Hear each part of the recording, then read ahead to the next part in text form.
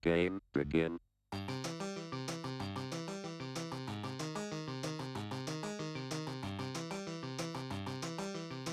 Hello and welcome to episode 24 of the Spike Colony podcast. I am here with the Furnace Punisher, Michael J. Flores. Don't use that kind of language in front of me. And I am your co-host. You know very well I played. Phoenix Chick. I'll be a Monastery Swiftspear today. Maybe I'll be a Kumano Faces. Oh yeah. Cactus Oh, you Ant. get to be Monastery Swiftspear. I played Furnace Punisher at something called Store Championships that Roman tricked me into playing. I came in literal last place. Literal, You can't finish any worse. I came in the last place. You know what stupid Roman finished that weekend? Top one, baby. First is the worst, am I right? Yeah, so that was an interesting weekend because Roman came over and I let him stay at my apartment for 2 days, and we just had cool meetups like you and me and Roman and David Tao and Rebel just played pre-modern and ate barbecue. And Roman's payment for staying in my apartment was predictably to record Ancestor Recall. Do you know how many episodes of Ancestor Recall we recorded? Less Any than guesses? one. Fewer than one. Less than one it is. Yeah, that was poops. And then that weekend, and then this past weekend, because your wife had a heck of a party. It was an exciting party with exciting entertainment. We've just had too many real life hangs and no virtual yelling about pre-modern and fanning the flames. We played pre-modern. Yeah, we played plenty of pre-modern. We did a meetup just this past Thursday. What do we do? Yeah, we did meetup Thursday. We did my wife's 30th birthday party Friday. I went to Hudson, New York for a little R&R trip upstate. Lots of fresh veggies in Hudson. Lots of farmers market food. Huge fan of that. I mean, you married a vegan. Yeah, there you go. And then come back and I find out that in New York, we're being blessed with consecutive zero rake cash tournaments hosted at QBK Sports, regular venue to vintage and pre-modern challenges is what we're calling them, hosted by David Kaplan. So no rake there, and then no rake at Endless Life Brewing, which is becoming an additional pre-modern hub hang. So that's aiming to be a 1K, and then the QBK Sports is probably going to be close. It's just slightly less. But 800 because of the space, and Kaplan only charges 25. But Kaplan gets 30 people for his vintage volleyball tournaments.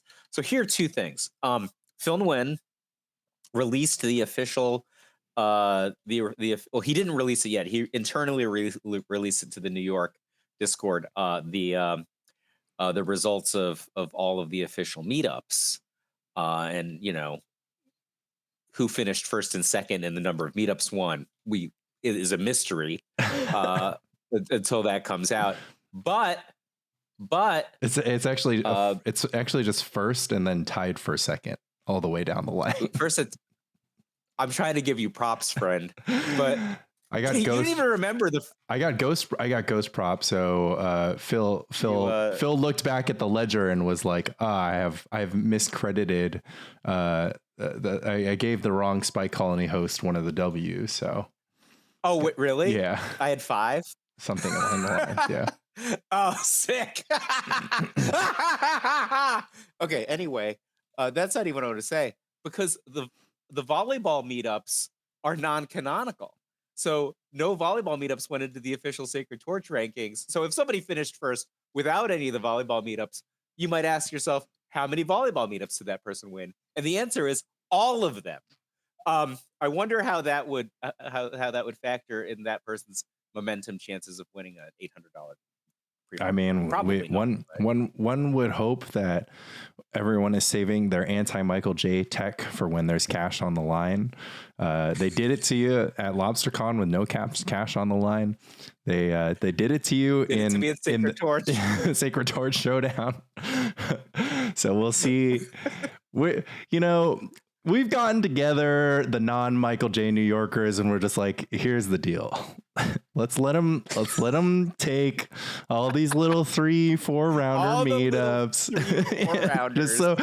So he's feeling good. He's feeling strong. He's like hyped to play his silly little deck, and then just crush him at the 1K. But we'll see. I mean, maybe maybe the plot armor swings back. Well, here's my thoughts about this. Number one, are you saying I'm Cody Rhodes? I win every match except any match that matters. Like, Cody Rhodes undefeatable in matches that don't matter. You don't know who Cody Rhodes is. Of course not. Of course not. Yeah. The American Nightmare, son of the American Dream, son of a plumber. Is he a wrestler? He is a sports entertainer now. Okay. He left All Elite Wrestling, a company he co-founded, to return to the World Wrestling Entertainment. So they're not wrestlers; they're sports entertainers in Vince McMahon's company. Okay. Anyway, yeah, he's famous for never winning a match that matters, never losing any other matches. So I wouldn't mind being Cody Rhodes. He fills in a suit nicely. That's one. Secondly, I might just have good humor about this. If I don't do well in one of these tournaments, I'll probably threaten to quit pre-modern until you fill me with fried chicken. Fried chicken once again. Like, yeah.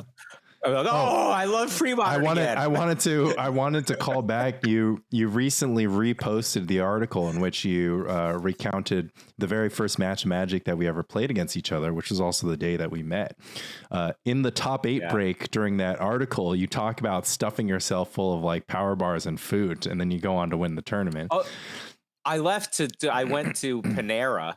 Yeah, I ate a bunch of Panera, and then I went to, what's the name of that bread cookies place? I don't know the name, like Pret a Manger. Yeah, sure. You just like carved the fuck up, and we're just like ate a meal during my Swiss round that I had off.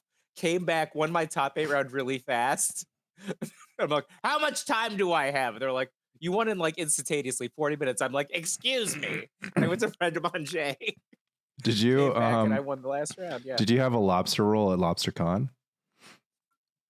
I don't eat carbs, so no, I did not eat it. It was a Sunday though, or was it Saturday? It was a Saturday that so you could have cheat dayed the lobster roll to give you enough carb buff to defeat David Tao in the finals. Alas, it was not to be. I don't remember what I did. What did we do? We ate brunch breakfast the next day. That was fun. Oh yeah, we went to a diner. That was sick. It was good times. I must have cheated at some point. Didn't I eat like an entire platter of chicken fingers? Yeah, I mean something along the lines of like, it was all downhill from there as far as what you've said of just unable to take out the LobsterCon weight. It was like no. I'm carrying between 5 and 10. One singular weekend just completely knocked you off. Weeks, I don't know. I mean, it's 6 months at this point. I'm still carrying it. So how do we feel about pre-modern? Should we just reflect on our year in pre-modern? Should we talk about what we're playing? You reflected on a year of playing pre-modern Burn with your meetup victory recounting, which you can read all about on Cool Stuff Inc. Is there anything else that stands out to you? Of course, besides starting, an exciting podcast with your best friend, or in my case, my very good friend. Sacred Torch, amazing. Just like, I don't know. For one of us. I mean, it was a good time. Good times were had by all. I literally threatened to quit playing pre-modern that day. You're like, why are we doing this? So mad. Why do we do this? I hate pre-modern. And I had some fried chicken, and then I just wanted to play pre-modern again. Yeah. I mean, I think it's like you have to play red deck. It's like me playing Grotog. It's just like, I don't even care what happens. Like, I'm just happy to be playing my favorite deck. So what is the order of these tournaments? February 2nd through 4th is the Star City SCG Hartford. January 5th, 13 or 15. Oh, January 13th is QBK Sports. Dave Kaplan's. Yeah. Okay, so that sounds like a land still event, I think. Honestly, we should hook somebody, like we should hook some out of towners to just like do a 3 tournament stretch, just take a little New York sabbatical. I literally own 2 Elves decks. I offered my Elves decks to locals who just play proxy cards for the Star City tournament because they're not allowed to play their gold cards. Right? Yeah, exactly. So I literally own 2 elves decks. You can borrow one of them. I mean, I hope they don't, throw my $3,000 deck in the trash can or something. But I think I'm very likely to play Argent Knot in Star City, and very likely to play Landstill at Volleyball, and very likely to play Elves at Brewery. But who knows? Maybe I'll play Argent Knot at none of them because I was tricked again. Remember when I tricked myself by winning like consecutive meetups with Landstill, and I'm like, this is the best deck to play at LobsterCon. It wasn't. It was not. Should have played Argent Knot. I mean, it ends up catching up with you. Like at some point, Blue White Dreadnought notably won Eternal Weekend US in the hands of once more, right? Once more somebody who's new to the format. So if you've got a friend and they're a pretty good player, and they're like, oh, let's check out this pre-modern format, see what it's like. Hand them Blue White Dreadnought. 2 out of 2 times it's resulted in a finals. No, it's actually 3. You have to know what's the name with meddling, man. Actually, that's 3 out of 3 times, because Nathan Merhefke doesn't actually play that often, and he also top 2'd. I think he might have not top 2'd his first tournament, but he was in the finals of the tournament with Sam Black in the Dreadnought versus Taxnot matchup. But I maintain we should just call that deck Left Shark. That's sure. That deck's Left Shark now. It's Jeff, like that. Yeah, Jeff the baby land shark. Yeah, it's just Jeff. I think I am just waiting. Like, basically everyone should be playing Goblins. Goblins is incredible.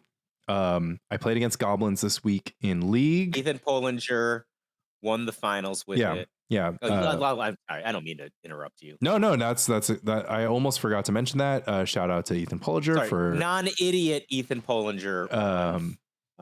Demonstrably non-idiotic. Just crushed the Misty Mountain Winter Finals, Winter Cup, whatever they're branding it. He defeated friend of the podcast and Illuminati member Aaron Dix, and my pre-modern hero Aaron Dix. A pretty fun 3-game set. Not if you're Aaron. Yeah. Well, I think in the words of the master, fire blast from winning. I mean, aren't you always, right? I know he molds a 5, but I think if he drew a mountain, he was going to win on double fire blast. That's what it looked like to me. Yeah. But we'll never know his hand. It's just my ability to read my opponent that leads me to believe that they use very close. Well, he left the Jackal Pups in, which honestly, he was just screwed up. Yeah, that's just a blunder. Although, I mean, I don't know. I guess Jackal Pup is pretty bad, right? Because you don't want to block a pile driver with Jackal Pup. And then what else are you blocking? Just Siege Gang. I think Jackal Pup's okay, especially on the play. So I was like really thinking about this because I hate to say this because I heart these guys. I heart BK. There was just arguments about who's the beatdown in the finals, right? And I think BK had it closer, but I think it's real interesting because for the longest time, Aaron used to claim that Red Deck was the favorite against Goblins in pre-modern, and I never thought that was true. I always thought that Goblins was maybe a slight favorite, maybe a heavy favorite, but I never thought Red Deck was a favorite. But it seems to me like Goblins has really a dominant position in terms of its ability to seize roles. So if you look at it, let's contrast 2 matchups. One matchup being Red Deck versus Elves, and one matchup being Red Deck versus Goblins, right? So if you're playing like Red Deck versus, these are two creature-based tribal strategies that are very explosive, powerful potentially, right? So if you're like Red Deck versus Elves, Red Deck can play all 3 gears against Elves, right? In my opinion, the preferred gear is gear 2, and I prefer that mostly because of you, right? Where you were like, Sulfuric Vortex allows you to play gear 2 better. That was such an unlock for me. And I've been playing pre-modern for over a year, and it never occurred to me. I think I used to side out my Sulfuric Vortexes because they didn't affect the battlefield. But now I'm like, this is fantastic. You have Sulfuric Vortex going, you have a small clock, even it's not a big clock, but it just alleviates your being forced to use your burn cards to kill the opponent, because lightning bolts on a Llanowar elf doesn't feel good. Yeah, exactly. Right? Like that was the whole that was the whole thing that you were, talking about in that match to make top eight Yeah, of Berlin, Euros the Berlin involving Martin Suarez Berlin, match. Yeah. right? It just doesn't feel good. I'm like, I would have made that play, and so would Aaron, but it does not feel good. But if you have Sulfuric Vortex, it alleviates a lot of this, and you just play Gear 2. And the Elves deck can't really beat the red deck playing Gear 2 if the red deck just assembles like a pretty basic combination of cards, like a Curse Scroll or a Grim Lavamancer, one Lava Dart, and a Sulfuric Vortex is almost unbeatable. Right. Like, as long as you just can never beat them, even if you have and if you have survival, you can kind of keep up with them, but not really. You can't assemble explosive mana even with survival against that combination of cards. One Lava Dart is enough to derail the entire Elves machinery. This is true unless they're able to get off a natural order, right? So if they land a second turn Wall of Roots, you might just be boned, right? That happened to me in the meetup that I won last week, right? Because you cannot play Gear 2 against Verdant Force, or certainly against Phantom Neshoba, right? But Red Deck is great at playing Gear 1 in this matchup, kind of. It can play Gear 1, but it's bad at playing Gear 1 in sideboard games because you always have to side out Jackal Pup. The Elves deck will be very happy to trade basically any card for a Jackal Pup, right? Like that's the... Yeah, and in fact, their entire deck trades for Jackal Pup. They're happy to trade for a Jackal Pup. It deals damage to the red deck. It prevents them from establishing the board position. But the red deck is very, very, very capable of like kind of sitting back with some sort of passive source of card advantage, might be a Curse Scroll, and then just falling into Gear 3. Basically can't lose, right? Now, contrast that with Goblins. Red deck, the preferred gear is actually Gear 1. And that's weird because, the thing that I'm famous for saying is you don't choose Gear 1, Gear 1 chooses you, right? You kind of have to choose Gear 1. And that's one of the reasons why Jackal Pup is okay, because Jackal Pup is a Gear 1 card in this matchup. I think Caffeinated is really famous for saying the second your opponent resolves a Goblin Ring Leader, you have to go face. Yeah. Yeah, like you don't have a choice. Like you cannot Gear 2 somebody who just resolved a Goblin Ring Leader, right? So you have to Gear 1 them, and you can't Gear 3 them. That's the thing. If anybody's going to Gear 3 anybody else, Goblins is going to Gear 3 right. deck. The Siege Gang Commander is worth 8 damage. All the cards the red deck plays that game, right? Like so. I think so. I mean, notably, Aaron Dick started on the draw in game 3, where a Jackal Pup just on the draw, just like, it's never getting in. So I would say Pups on the play, and then on the draw, you just have to try to turn your extra card into, enough burn to get over the finish line. Because the pup is going to be worse than a shock there. Like what? It's so the problems are these. One, they have Goblin Ring Leader, and a single Goblin Ring Leader is so overwhelming relative to. Well, you just have to hope they. So notably, you just have to hope they miss their 4th land drop. Like it's not that hard. The deck runs 24 lands. They can just miss their 4th land drop because you're burning out all the War Chief, right? So if you're on the draw, think about it, right? That you're on the draw, they have access to 1 fewer card. Oh, I've played this matchup. Just hope they miss their 4th land drop. It's easy. Just I've do played that. it in Extended. I've played it in Legacy. You have I've played it in Pre-Modern. You have like 2 additional turns. You have 2 additional turns after the ringleader lands to most of the time, before you're dead. So yeah, but that just means that you need to Gear 1 them, right? Like all you're saying is that I'm not dead. You just Gear 1 them without Jackal Pup. You just do it without Jackal Pup. I can't access my other gears, right? And the whole point of Jackal Pup in Gear 1 is you get to hit them twice. It's a 1 mana to 4 damage conversion. It's never hitting twice, right? So here's the bigger problem. Do you ever see anyone play like Ethan?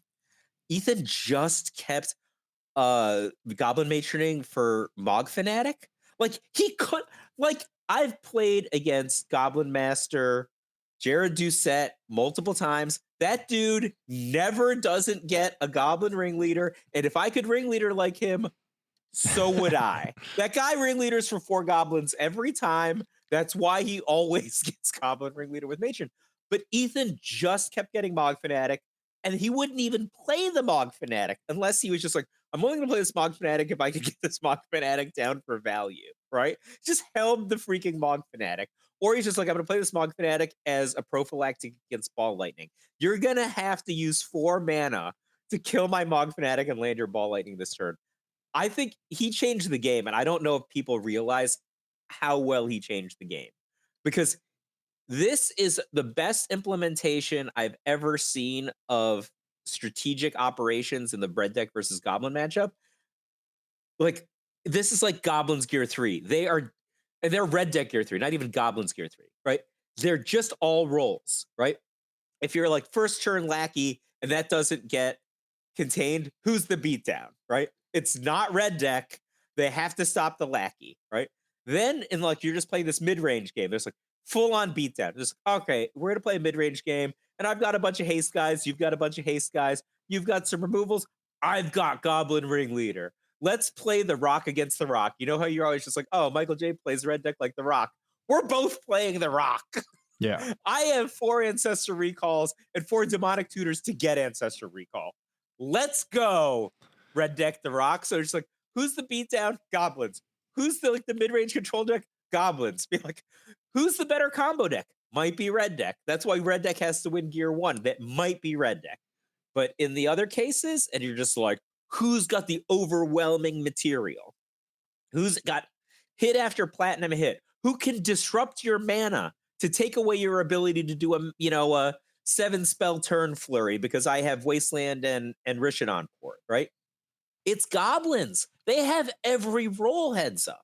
The only thing Red Deck can do is win faster. And I think that's a huge disadvantage because the incentives of Red Deck are that it has 3 gears. That's true. I mean, definitely when you don't have an option to play, adapt your game to your opponents, you said it in the same article. It's like the wheels fall off. You can't find a gear. I mean, even more impressive is the fact that Ethan, spent testing. He kicked off a little bit of streaming action where they would do some versus live style paper testing. That was hilarious. And then he was just like, I invented a new Bant deck. Yeah. And I was like, oh, this is a Lanny deck. Like, he posts this deck. I'm like, this is a Lanny deck. Y'all listening at home don't know what a Lanny deck looks like because he just played. Once he gets to the PSS or something, he could still Lannyify a deck, right? He might take a perfectly good Parfait deck and I'm going to add Burning Wish, right? He could take a perfectly good 12-12 deck, take out all the 12-12s, and add like 2 Psychotogs, still manage to win the PSS by not drawing any of the cards he put in exchange for the 12-12s. He'll still Lannyify them. But this was a full-on Lanny deck. And then in Lanny fashion, he's just like, well, come tournament time, I'm going to be replenish. I mean, I'm going to be... So I got to, replenish deck still has 4 Mox Diamond. So come on, let's you still Lanny. Yeah. Right? I'm not gonna same 75 yet. But you would not even believe this. Lanny had this deck like a month ago, which was like, I'm a land still guy. Now. I talked about it on podcast. His quote unquote land listeners that don't like have the memory of a goldfish would remember me recount my adventures with this deck. My podcast co-host, evidently not. You can revisit. I don't assume everybody listens to every episode. Either way, yeah. I mean, I don't know. That deck is still probably good. I just need to figure out the margins. It might be sweet. It might be sweet. I mean, it might just be Rich Shay's evolution that sticks. The green white with a tiny little U for Xur's weirding. That makes the difference. Do you know what I got in the electronic mail today? Words of Worship. Oh, did you get the same alert? No, Did I just tell you? No, I knew. It's very easy guess. You were like, I couldn't find Words of Worship. I ordered all the Words of Worship that they had in stock, which was 2. So if you need one, I might. Yeah, I might. I own the only other one on the internet. Yeah, fair enough. I mean, I think I need to remind you to pick up like a stack of spike colonies next time you're like ordering cards too.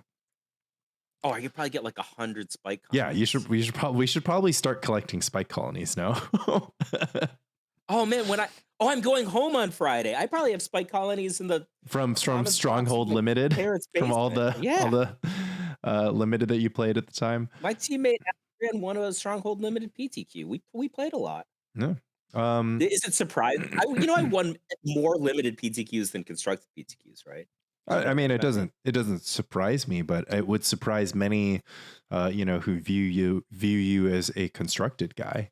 Well, have they ever seen the decks I chose to play? I mean, do you know how many duds you have to get through to get like one Napster? Like, he designed the greatest tutor deck of all time. Yeah, you do a lot of garbage for every.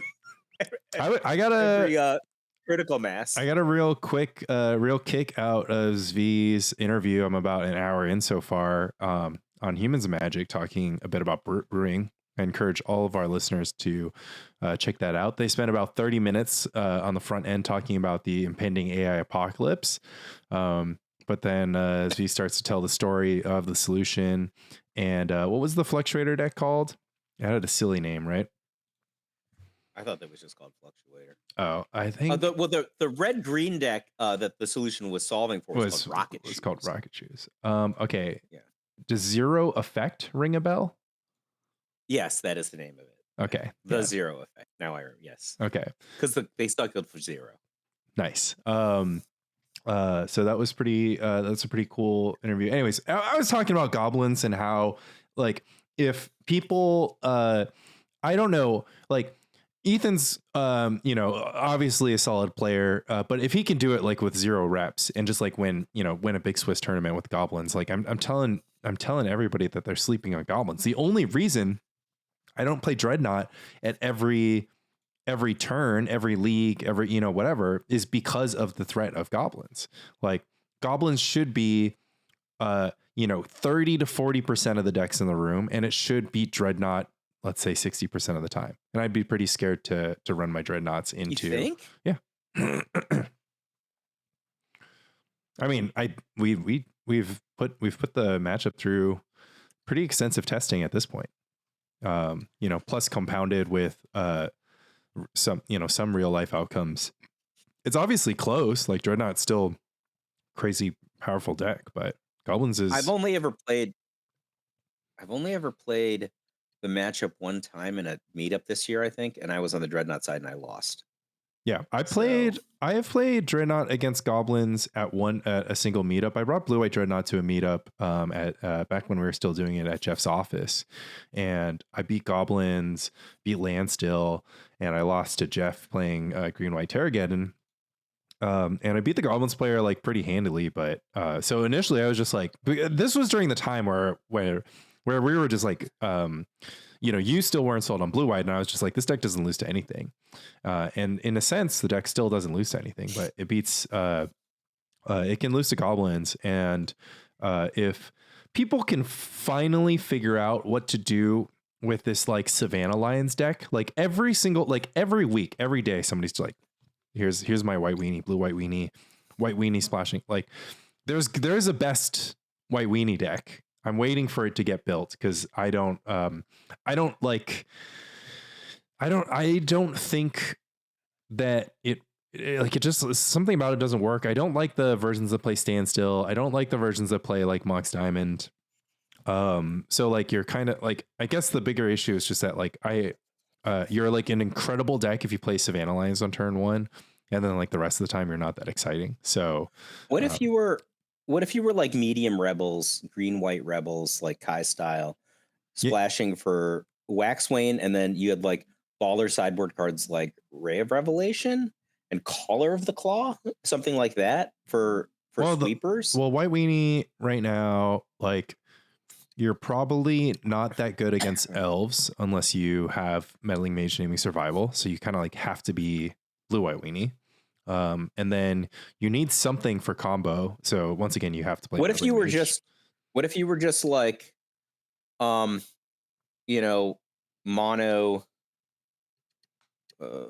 mono curse totem. Yeah, I mean, I'm happy to sideboard in a curse totem deck, and you have. I mean, the bigger question is like what you do against combo. We have curse totem. We've had. I mean, it's curse not gonna, totem beats combo, bro. Well, it doesn't beat replenish. Beats elves. It beats the combo half of Hermifeb, yeah. Hermit Knot. Yeah. It beats Devourer. I mean, when we say beats, I mean like they have to answer it or they can't win, right? Yeah, I mean, I think the combo decks that it doesn't beat. I mean, it doesn't beat replenish because replenish will just have like 5/4/4s on the battlefield, and then they can't activate their abilities, but they still get in. No, but you're a Waxwayne Ray of Revelation deck against that deck. Yeah, maybe. What if you were 8 Waxwayne Ray of Revelation? Let's go, bro. I think that's 8 okay. 8 Waxwayne Ray of Revelation, curse totem. 12. Your whole sideboard is Waxwayne. I mean, you can play the Waxwayne's main deck. I mean, the rest of your deck is just like Savannah. Also, what's wrong with Ramosian Sergeant? Is that guy good? I mean, that's the thing. It's like it just doesn't add up for me because you're not like a great beatdown deck, right? Your ideal curve is 2 power guy into 2 power guy into 2 power guy, and I mean, sometimes it's Mother of Runes into 2 power guy into like, I don't know, hold up counterspell or whatever. So you're just like getting in for 2, or like people were playing the Ramosian Sergeant tech with Standstill. It was basically like Rebel Still, but only like 2 sergeants, 2 whip quarters or whatever, just like Rebel Still with barely any rebels.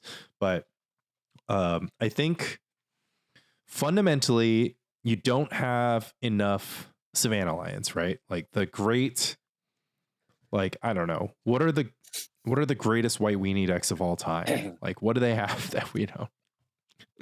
Oh, I mean, White Weenie won U.S. Nationals in consecutive years in the hands of Matt Lindy and Kyle Rose. It won the Pro Tour in the hands of Kai Buddha. I mean, there's an argument to be made that the solution is a White Weenie deck, yeah. Terrible White Weenie deck. I mean, like, I don't think that White Weenie is a real strategy to play in pre-modern, and there's a very simple reason for this. First of all, how could you ever beat goblins? They have Goblin Sharpshooter.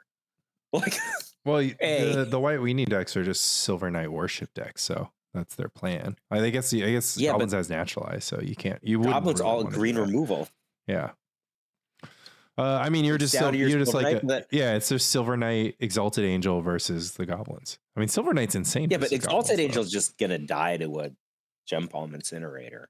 I mean, that maybe. So that's part of it, but the I think that if you're gonna go this direction, maybe you're just like Soltari Priest pants him up with an Armadillo Cloak. Yeah. That's Priest Cloak out of the sideboard, Rancor, obviously. Like Priest Rancor, like Dreadnought can't beat Soltari Priest Rancor.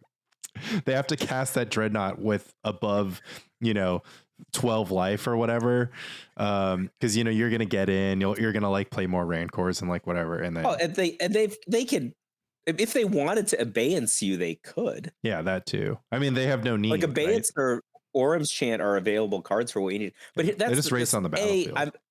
I don't like the Goblins matchup. That's not the reason why. I don't even think. I don't know why you think the Goblins Goblins is so bad against Goblins. Can't beat clerics. Like they can't beat freaking Dark Supplicant. Like surely my Mother of Runes. Surely my Mother of Runes Silver Knight deck, can defeat Goblins. Like I'm just gonna Meddling Mage naming Matron. You can't even find an Incinerator. Lanny, that's not even the reason why. Dude, how could this deck ever beat Pernicious Deed? I mean, well, if you're losing to Pernicious Deed, you don't get a spot on the boat. I mean, I don't know. Pernicious Deed. Luckily for us, Pernicious Deed is in a barely playable deck. I don't know. This deck both won a South American regional championship of some sort of nationals, and I believe it was in the hands of an extremely handsome Spike Colony co-host when he came in second at the consolation tournament at LobsterCon. You had so much fun that day too. It's like unreal. It's also it's not good. It also is third in in tops right now on TC decks. Of course, it includes like, 5th place out of 16 and whatnot. But so I talked to Phil about this. I think we should start recording. I'll be in charge of it. I don't care. We would just deck pick the top. If you're in charge of it, this shit's not happening. Do you think I'm not going to type in a deck list if it means that I get to have a first place on TC decks every week? Okay. Excuse me? Touche. I'm gonna have so many tops this year. I'll tell you right now. That's all you needed to get the fire going. Like, oh yeah. It's not enough to just talk about it. You need to get up. 15 of the 16 other meetups I would have had a top 4. I did top 4 once, I think. I don't know. I didn't show up once, so I missed one, and I didn't. So I had 14 additional tops in addition to the 5 that you say that I won. Yeah, I didn't. Yeah. Some idiot's gonna be typing these in. I'm gonna get kicked out of non-idiots. I'm such an idiot, but I'm gonna type in the deck lists. Yeah, I'm. I need to show up to more meetups, but it's we'll get there. Anyways, I don't think losing to Pernicious Deed is a problem for the White Weenie deck insofar as as long as you win maybe rounds 1 and 2, you'll be in the clear. And that's is that a knock on somebody who started off the consolation tournament at LobsterCon 01? Yeah, because he did. That's pretty accurate. Notably, I lost to the Rock in round 1 of the Sacred Torch tournament. But you were just also playing. Oh, those were my Pernicious Deeds, though. Yeah. If you get loaned a card, like, what's the likelihood that you're gonna win? It's just so high. You're just plus 5 plot armor. Yeah, the plot armor. I mean, there's certain thing, but so since we last chatted, our tier list discussion is climbing the charts in the Spy Colony Hall of Fame. It's up to the 3rd most listened to episode of Spy Colony, and for good reason, because tier list content is like literally just the only thing that anybody wants to dig into. We've gone at it about Oath Peluche. I just don't think it's the best deck in the format or close. Well, I want to do like a quick deep dive in tech. The quick updates is Fran posted another video where he went 2 and 3. We talked about that a little bit. We've been bickering about how many Mox Diamonds belong in the deck. Friend of the podcast, Ebbs, or Bryn from the Massachusetts crew, got top 4 in the Massachusetts championship. We'll just call them all championships. The Duress Crew Open, or whatever. I don't know how they branded it. He played the Lanny's no Mox Diamond list.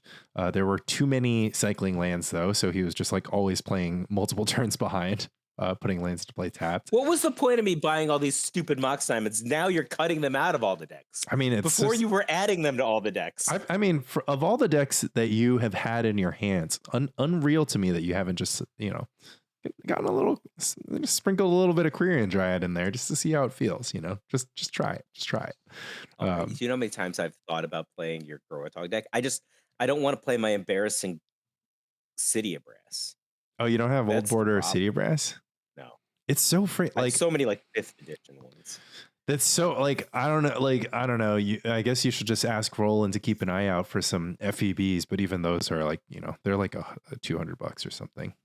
Yeah, I mean they're really expensive. I have to. Or maybe OGs are 200. I don't know. OGs are probably like $1 billion. Okay, now I have to look it up. Things are so like a foil original Caves of Koilos is like $199, and you could get a Caves of Koilos for 50 cents. So that's the range. All and you're talking about a Caves of Koilos, not an Arabian City of Brass. Right. There's it must be much more. Arabian is $200 for Arabian is $450. Yeah. Renaissance is $1,000, and then FBB is probably in the 100 range. Looks like I can't. Yeah, I don't know, man. Scrapple doesn't really give it to me. It's tough. Um, It's tough for me to ask Sansa to do that for me when I own like 20 other ones. You know, like that's the thing. well, just grab a Posca pen. Fill in the borders of your 5th edition ones. The 5th edition ones look pretty good with black border filled in. It's not the end of the world. Now I'm a card vandal. Yeah, why not? I mean, if it makes you happy, why not? Okay. It doesn't make me happy to be playing a counterfeit. I think I'm inclined to promote goblins to best deck in the format because it has always been, it was the best. It's like it was probably the best deck in the format this entire time. It's probably been the best deck in the format for like ever. But it's certainly, I mean, not in the height of Parfait. I mean, I don't know. Goblins is not good against Oath decks. Tom Martell had never played in a meetup before, and he beat me playing Oath Peluche Cold, me playing Goblins. Yeah, I mean, it definitely struggles against Oath, and that's why I liked Oath so much into Goblins. But after thinking about how, like, just thinking about Goblins like on a raw power, like, so I beat Goblins a bunch. I beat Goblins the last 2 meetups straight with Grotog, and then I just played Goblins again this week with Grotog. And this time they just resolved 2 Siege Gang Commanders and I lost. And then in game 2, they just resolved 2 Goblin Pile Drivers and I lost. And like, I was just like thinking, that's an advantage 12/12 has. Protection for Blue doesn't stop you. Yeah, I mean, you would be very hard pressed to. In this past meetup, I thought, didn't you just resolve 2 Engineered Plagues? Yeah, but that was also against Red Black Goblins where it was the hard lock. So that's slightly different, but it just reminded me that sometimes, like, I was like literally like telling myself, I was just like, oh, my opponent's playing Goblins, like, I could lose game 1, but I've got like a pretty, like, I love this matchup for Grotog. And then they just did you love it against me after you taught me how to play it? Because I can imagine loving it before you taught me how to play it, but after you taught me how to play it, it seemed the burn like you could win. The Goblins matchup? The Goblins matchup. Yeah, I mean, you still would probably you would need to, like, so we talk, I mean, I'm glad to talk about Grotog a little bit more because I think it should play more in the metagame. It obviously got top 8 at one of the European Championships. It got top. Somebody made the top cut in the monthly recently. I think the deck deserves to be gaining steam because I think it's got a good Goblins, got good Elves, got a good Dreadnought matchup. Probably has a good Oath Peluche matchup. That's actually, I actually want to dwell on that for a second. I do think that Grotog is a very good deck. As much flack as I give you over it, I've continually been impressed by it. Not because it's so strong on raw power. I think it's a worse deck on raw power than everything. Blue 12/12. Yeah, but its ability to play into land still is much better than 12/12. And man, you just draw so many fire ice against red deck and elves. You look like a god every single time. Yeah, I mean, that's and your deck is just full of opt, so that makes sense. Yeah, so you always draw it. And what's your draw suite? Opt, it's ponder. It's all 12 ones. So slight opt, ponder, or slight opt, portent, rather. So in my red blue 12/12, I play slight and portent, right? If I played another one, it would probably be opt. But I don't understand why you're so happy to play those in Grotog, but then you're like gonna play impulse over the far superior sleight of hand in 12/12. Well, I think that's pretty. I think that's pretty self-explanatory because I think that Blue-White Dreadnought. Not to me. I don't understand. I played the other.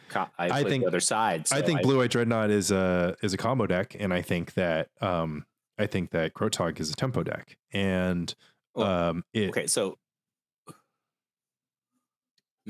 I think that Blue-White 12/12 is a combo control deck, and I think that Grotog is. It's probably like a fish deck. Yeah. Yeah, is that what you're saying? It's, Yeah, it's yeah, like fish. yeah. I think people conflate fish and aggro control a lot, and they're like, "Oh, that's a tempo deck," but fish and aggro control are different. Yeah, I Um, mean the way in which it's a tempo deck is like um pretty specific, but I actually this is a good segue. So shout out to Mike Arnold. He is putting on once again the combo winter where you get to unban a single card. And I was just like thinking about what I wanted to unban, and I was like trying to figure out a Necrotrix list. And then I was just like, man, I'm just going to put Force of Will and Grotog, and I'm going to counter my opponent's banned card with Force of Will. And then I'm going to attack them for 1, like that's, or attack them for 2 after I force. Cause basically the only issue with Grotog is that it can't afford to play 4 foil.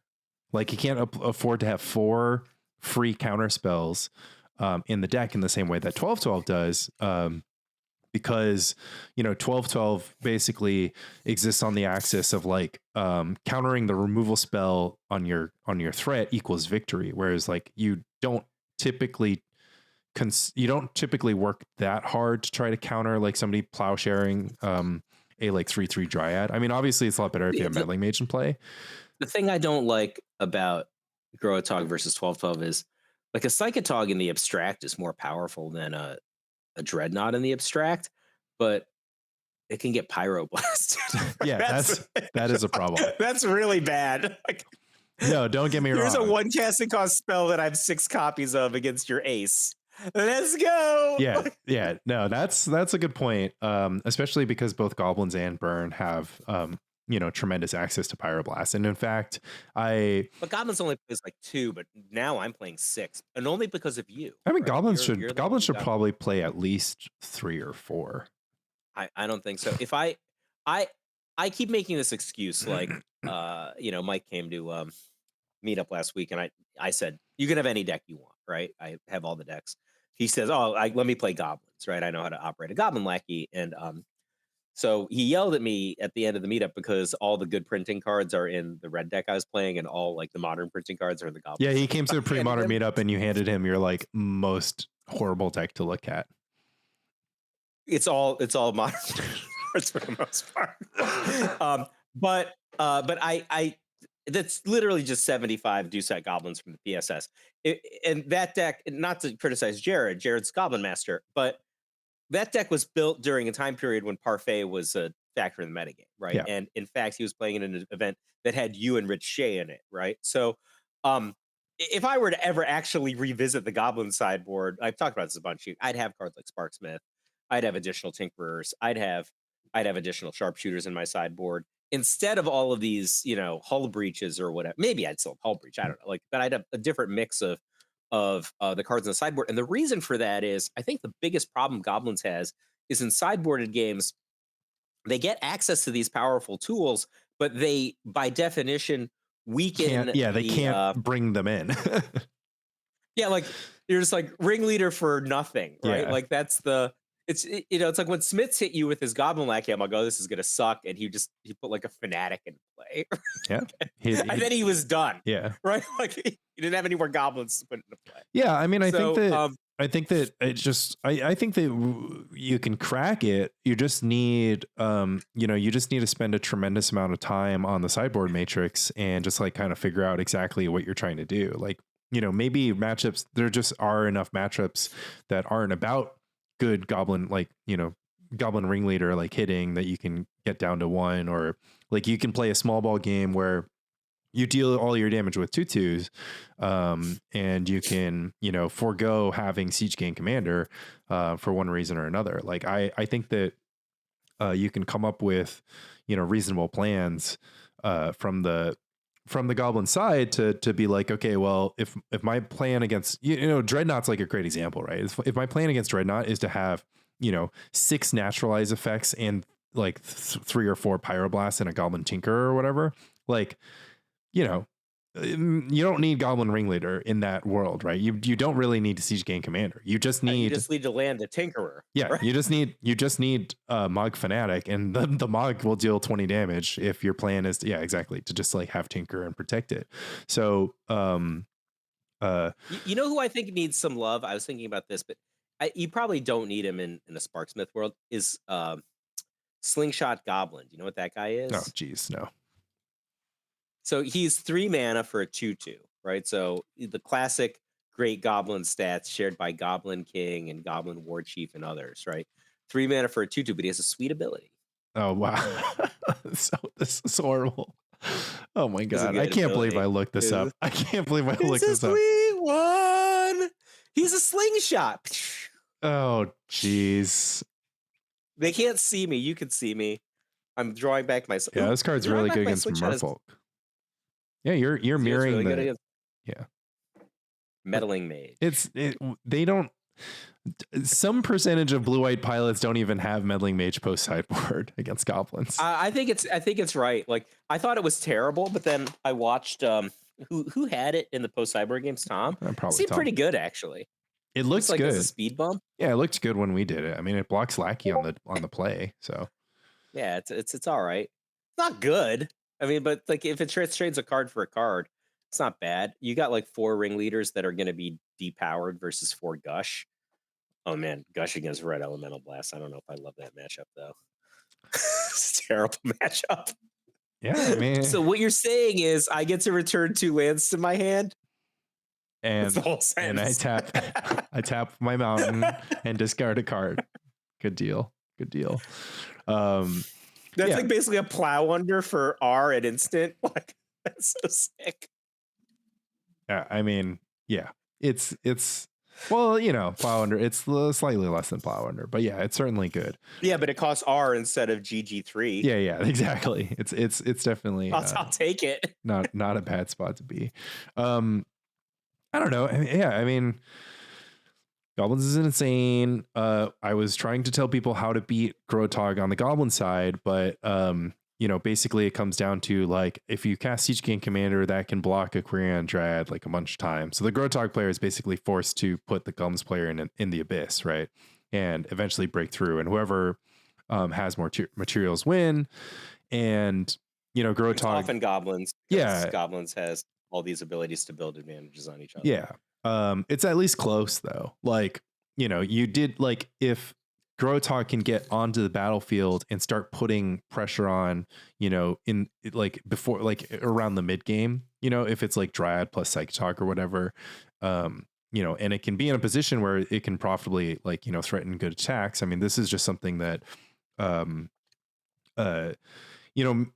helps with the sort of thing that I was putting forward where like, your tempo deck, like you tend not to win any matchup in which your opponent has infinite time. Like I don't like Grotog in any matchup where,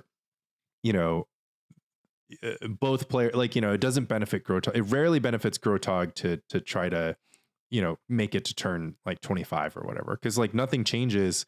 The inherent advantage of your deck is that you don't spend mana. So there's no advantage to having like 8 lands in play. Whereas when your opponent has 8 lands in play, even your opponent's goblins and they have 8 lands in play, and they can just go ringleader or whatever in some turn. That's not good for Grotog. What's nice is that Grotog's like really good at, creating situations where you're going to like win in a short number of turns because you have a 5/5 Quirion Dryad or whatnot in play. How did you like the addition of Frostbringer to your deck? That was a concession because you knew that I was going to play red deck, right? You mean Winter Orb. Frostbringer. Yeah. for the audience. I didn't care. I didn't care. Yeah, I have one copy. I like hate every like the card that I cut for a single Winter Orb was like Counterspell, and like I still just like Counterspell. I'm just kind of like, because it's one of those things where like Winter Orb is like really good sometimes, and then it's just like a blank other times. Whereas like Counterspell is at least always doing something. And I actually think that Frostbringer is pretty bad. And you locked me with it in one of the games, but you also I didn't lock you with it. You had one land in play. It didn't do anything. You had that two game. chill, yeah. right? Like, so I was like, this Frostbringer did not do anything. Like those two chill, they were gonna contain my mana. I mean, it's a reasonable counter to Curse Scroll, but it's just like I don't know. The chills are a counter to a Curse Scroll, right? Like your opponent with like 4 cards in hand is not going to be hitting at a high clip. Exactly. Yeah, I think the anti-red deck tech is either chill, but you need 4 copies to make an impact. So like I would rather play Hidden Gibbons and like have a deck like a card that I'm going to bring in against Landstill, or like Stasis. It's like Hidden Gibbons. Like if I had Hidden Gibbons against Will Hurst in the opening round of the PSS, like how different things would have been. I could have actually tried to take the beat down instead of my horrible strategy of just losing. Oh my God, Lanny! You think you maybe would have won the PSS if you had Hidden Gibbons in that first match? Yeah. Like, do you think it's possible you would have been the PSS champion? I wouldn't have been sweating my breakers, until Tom versus Mike. So Tom heroed you. Yeah, Tom just freaking full saved me. Replenish is still a great deck. Hermit Feb is still a great deck. The Rocky Land are still acceptable. All right, let's talk about tier lists. Tier 1, Goblins. How many decks get to be in tier 1? 3? Goblins, Elves, Dreadnought, and Oath Peluche.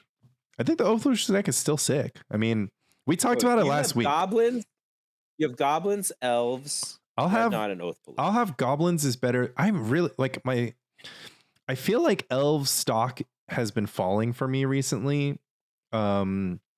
Just because like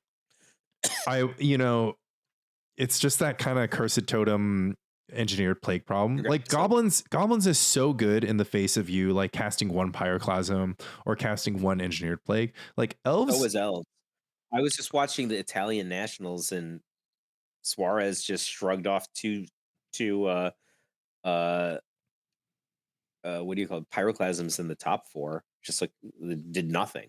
Yeah, I mean, I think Cursed Totem coming out of like a deck that already has like Oath of Druids is pretty good. I think that the Cursed Totem can be played in every deck is good. Like, so the other thing was, I mean, I guess I can't use this as evidence, but Fran likes to play Cursed Totem in the sideboard of his Blue-White Dreadnought deck, and he used that to be, to defeat Survival Madness. So it's not the same matchup at all. But it did like lead me to think, I'm just like kind of like, okay, well, if your deck does anything, it can invest 2 mana in Cursed Totem and really get there. And then the other thing is that generally speaking, Replenish has an incredible Elves matchup.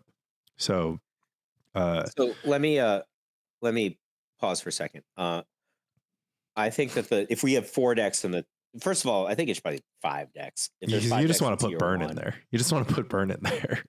Well, Burn is definitely tier 1, and Oath Peluche is definitely not tier 1. So I'm not saying Oath Peluche is unplayable. It's just not tier 1. Not enough people play it. A deck isn't tier 1 because you said it was tier 1. It is on my tier list. Yeah. What are you talking about? Right? Like, everything is what I say it is. Not very many people play it, and it's just not that good, right? Like, and I'm talking as somebody who top $40,000 tournament with it last month. It's not that good. It is a playable deck. Don't get me wrong, but to have Oath Peluche in the top 4 when Burn has 3.5 good matchups in your top 4, and Goblins isn't a bad matchup. It is just they have to play a certain way. Burn does not have a good Dreadnought matchup. Okay, you're right. I mean, that's great. Great Oath Peluche but the balance it has a great Oath Peluche matchup, a playable Goblins matchup, and a great Elves matchup. But that's what's valuable to me with the emphasis, like where I place my points, is how likely I think a deck is going to top 8 a Swiss tournament, and I just have low likelihood. How many people are playing the decks?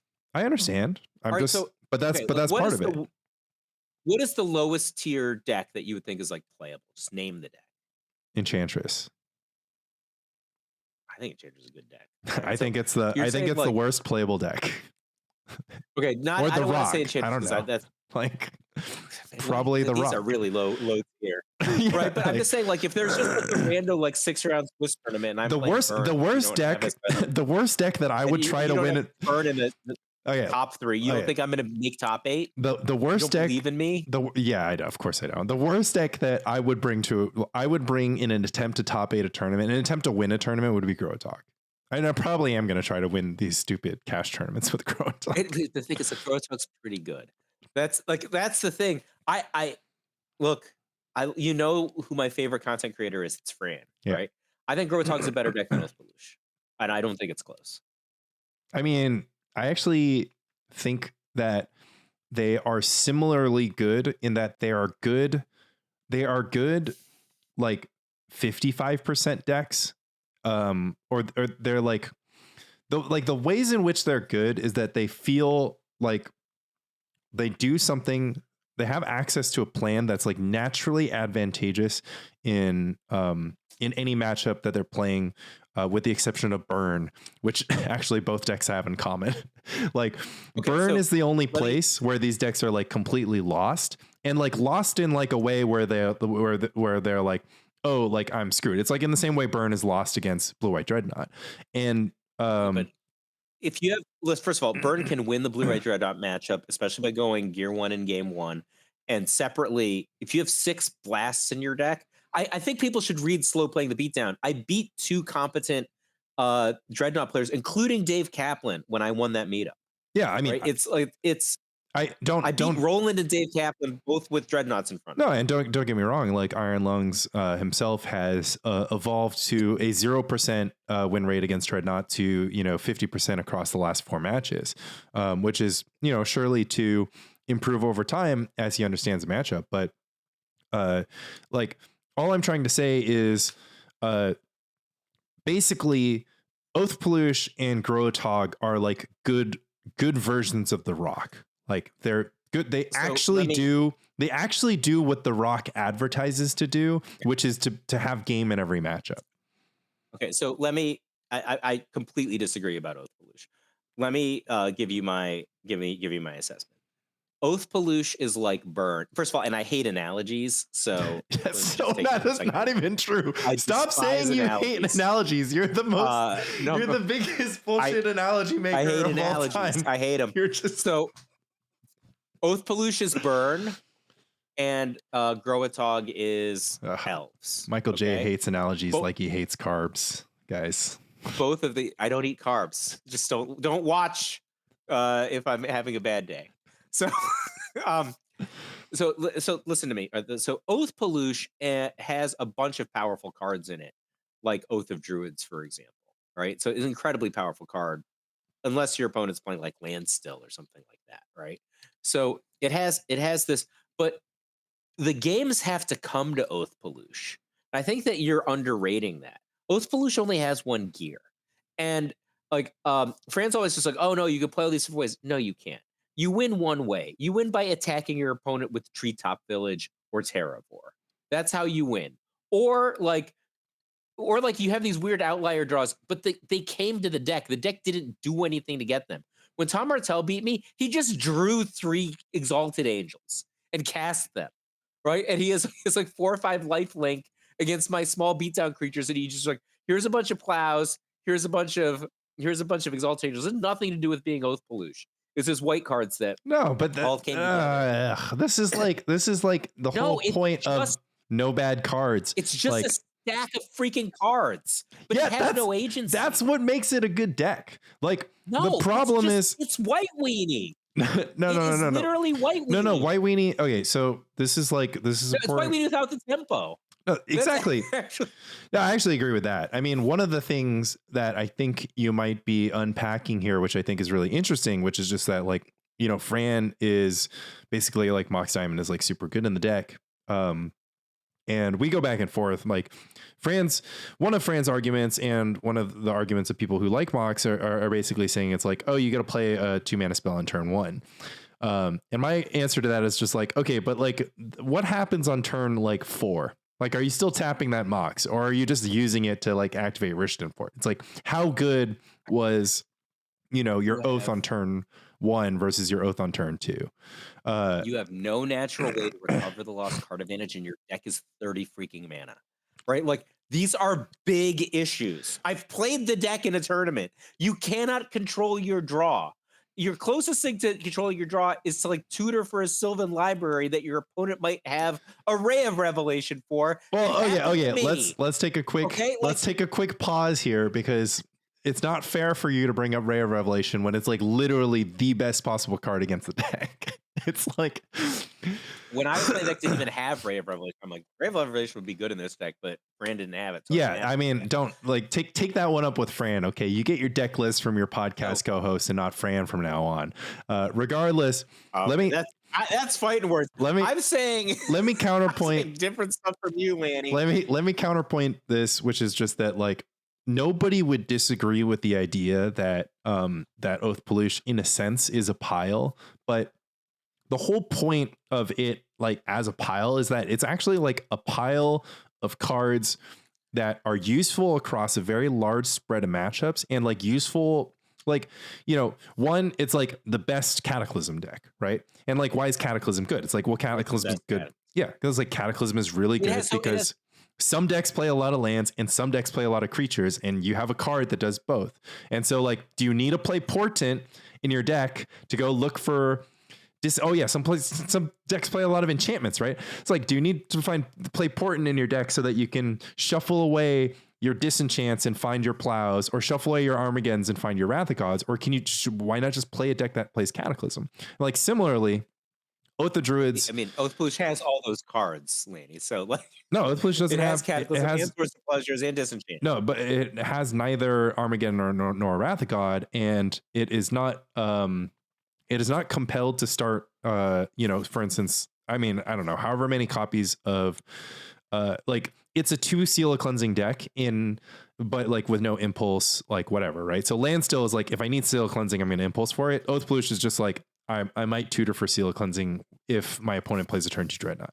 So, you gain a lot from the raw average card power, like being very, very, very high, like much higher than decks containing, Mog Fanatic, which is sometimes great and sometimes, well, actually the ceiling on Mog Fanatic is a 1-for-1 or like 10 damage. I don't know if you can, whatever. Mog Fanatic can be a situation.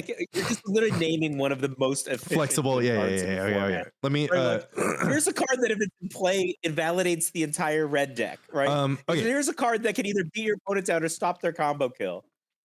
I'm comparing that is a not good. Yeah, okay, fine. But all of one mana. But I don't know. It's just like, it's like a low synergy deck, but like, the synergies that it does have, which is like Rich and Port and Sphere Resistance. Like Sphere Resistance is like the most controversial card in the deck because it's like the only card that's like not a mid-range card. Yeah. Like Sitsis doesn't like it. I actually think it's good in this deck, except for I drew 3 of them against Sitsis. Yeah. So then I didn't like it. But it's good because it gives you good resistance against 12/12. Yeah. Your point, but it's good resistance against 12/12, and then it just hits it hits most combo decks, and then it helps prop up your Cataclysm plan and your Rich and Import plan. But to go beyond that, like I agree with you. Like I think that like it doesn't. I struggle. Like it's insane to me because one, like. I struggle with this deck, like playing this deck, like more than everything was like, I'm just sort of always lost because I don't know what I'm supposed to do if I have to just like guess what the top card of my library is. And like, it could be a Sylvan library, could be an Oath of Druids, could be a port, could be like a land, could be a tapped land. So when I've lost to Oath Peluche, it's because of things like they get an oath. I'm like, I'm going to go through this, and there's a 19/19 and play the next turn, which had nothing to do with their strategy. They just happened to turn over 19 lands. Okay, 2 lands. That's you need to like. This is not good. Super goobery. This is not that. No. All I'm saying is they didn't pick anything. No, this is non-scientific. No. Listen. Listen. This is actually pretty simple because when you play in matchups where it matters for you to produce 19/19 Terravores, you tend to just board down to 1 or 2 Terravores or 2 or 3 Terravores so that your Terravore is already big. This happened to me in a game once. I understand that's happening in game 1, but like the fact that you're saying like, oh, it was like totally random and they got lucky. It's like, yeah, but the influence they have over that, is gonna be real in the majority of games. And like, I'm just saying it is not a deck with any agency. If you compare it to the Rock, okay, the Rock, a deck that has a 40. The Rock is 5%. This like I have you like. You're never going to win an argument that starts with if you compare it to the Rock. But the Rock has a lot of agency. You can decide whether to cast your Duress or your Cabal Therapy in what order. You can decide what card to name. You can decide to sandbag it. You can decide to play a 6/5 or cast a Factor Fiction. In the mid game, you can decide what cards and creatures to get back with Recurring Nightmare, right? Like you find something and you pour gasoline on the thing that is good contextually in the matchup. It's like very, very low octane gasoline. All right. Like we're talking about like 0.5 value. You're like, oh my God, I just spent 6 mana to draw 2 cards. Like, and I needed to have like Wall of Blossoms in my graveyard and the battlefield at the same time to do it. I mean, look. You gave what's that? The number of times I kept putting Frozen Tusker back on top of my library. Yeah. And I'm like, I'm drawing Factor Fiction every turn. It's like just a 6 mana. Okay. We don't disagree about 6 mana draw 2? I think it's like draw net 1. Yeah. It's a 6 mana draw 2. We don't fundamentally disagree. I think that the agency that you're looking for is like something that you need to just like release yourself from when it comes to playing. Like, yeah, I mean, I get it. It's like a green white deck. Like, there's a reason why we're playing 4 Sylvans now. Like all of us. Anybody, if you're listening to this podcast right now, go ahead and buy. Like, I only own 2 FBB Sylvan libraries, and I was like, I bought the only Legend Sylvan library that had cool stuff today. And I bought 4 stupid Dominaria remastered ones because I can't stand looking at the whiteboard. So for months, okay, I'll need to borrow this. For months, I was like, oh, Rich plays 2 Sylvan main deck and 1 Sylvan sideboard.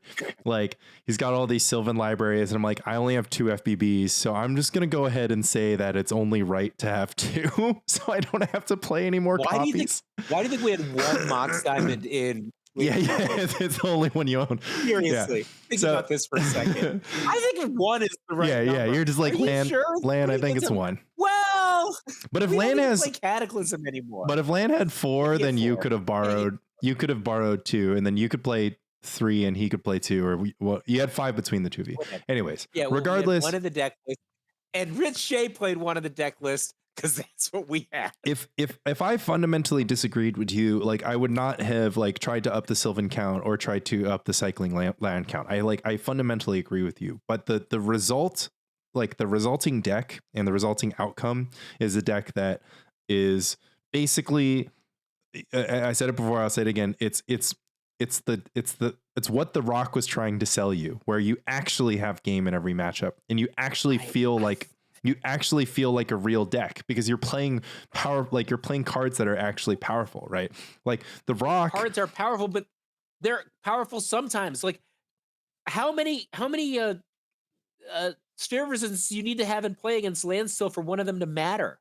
Yeah, but right? Like I think like, but that's didn't just even believe me that matchup's unwinnable, and then I was just like, it's unwinnable. Well, if the blue-white player knows how to play. Yeah, they don't know how to play half the time because they're playing blue-white. God, I don't understand how you don't like it. It's so good. It's such a good deck. Every card costs 100 mana. Every single card.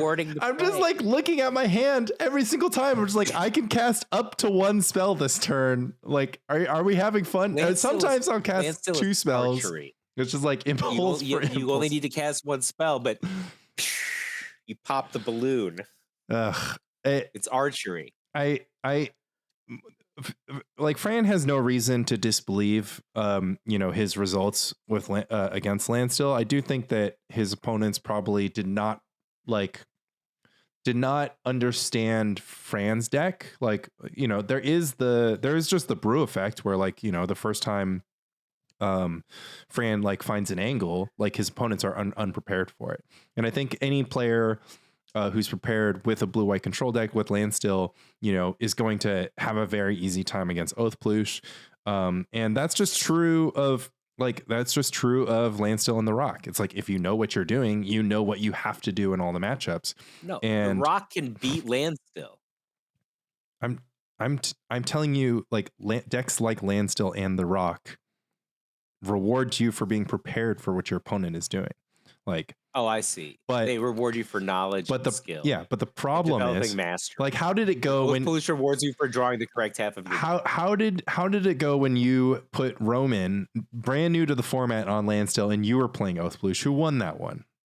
Yeah, but I had to work him into the last turn where I played a bunch of stuff to test spell him, and then I resolved Terravore Cataclysm in one turn. Yeah, I know. Like, I mean, I had to put that together for like 13 turns. Yeah, but you still won. Like, that's the point. It's just that, like, you're gonna, you know, like,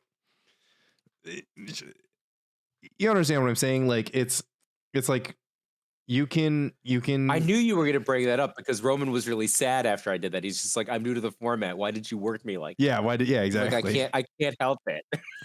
I have to play like me. Yeah. I mean, I would be scared. Like, you know, there's reason to be like, I do think that Landstill is a deck that if you're like super good at Magic, you're super, like, you know, you put your research in, you put a lot of reps in, you like know what you're doing, you know what all your tech cards are. Like, I would be scared. Like, I do think that, like, Landstill guy, you know, is a scary guy to play against at the tournament. Like, you know, somebody who just mainlines Landstill. Ironically, I don't know any Landstill guys besides Dave Daniels. I mean, Brian Selden is. I think of him as Landstill guy. I mean, I haven't seen him out in these streets, so that's part of the problem. Do you think he's not going to be there to defend his Lobstergon title? Well, that's when it matters. Well, we'll have to wait until then. But as far as our cash tournaments are concerned, you know, we've got bigger / smaller fish to fry. Mostly smaller. I think the SCG Con might attract some interesting people. Yeah, I mean, I think that if you can pull the grinders out of they're out of playing like a standard or pioneer tournament like that day, then it could be a good time. Like, I if I can make it, it's going to be a tight turnaround for me because I fly back from San Diego that day or that weekend. If I can make it, you know, my plan would be to try to bring extra pre-modern decks to try to hook the regular grinders into pre-modern. But yeah, I don't know. I mean, the time will tell. Like, more people are playing Oath Ploosh, and I think that it's like, I don't know, like, I think it, like, when I play it, I just don't feel the same way that you do. Like, I feel like I'm doing something like powerful. I feel like I like have cards that are good in a lot of matchups.